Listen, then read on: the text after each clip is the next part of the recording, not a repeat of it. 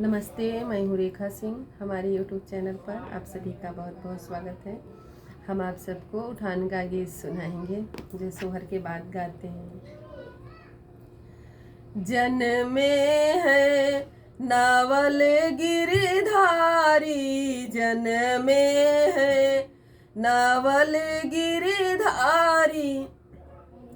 कह तू तो मोरी धाना सासू के बोलाई देती, कह तू तो मोरी धाना सासू के बोलाई देती। ना ना ना हमारे सुधी नाही, ना ना ना कह तू तो मोरी धाना मम्मी के बोलाई देती, कह तू तो मोरी धाना मम्मी के बोलाई देती। हाँ हाँ हाँ हमारे सुधी आई गई, हाँ हाँ हाँ हमारे सुधी आई गई। जन में है नावल गिरधारी, जन में है।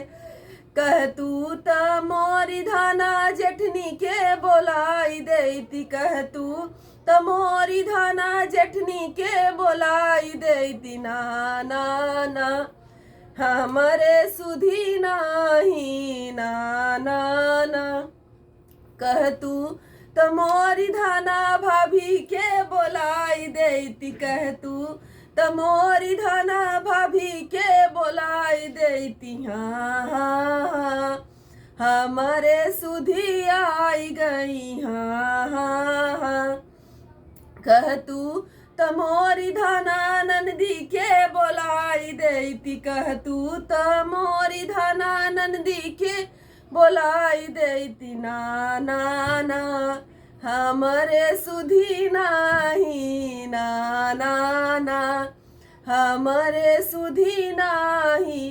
कह तू त मोरी धाना बहनी के बोलाई देती, कह तू तो मोरी धाना बहनी के बोलाई देती।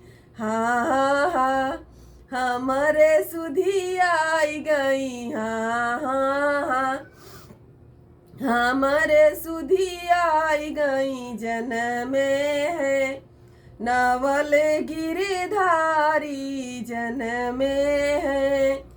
कह तू त मोरी धाना देवर के बोलाई देती, कह तू त मोरी धाना देवर के बोलाई देती। ना ना ना हमारे सुधी नाही कह तू त मोरी धाना भैया के बोलाई देती, कह तू त मोरी धाना भैया के बोलाई देती। हाँ हाँ हाँ हमारे सुधी आई गई, हाँ हाँ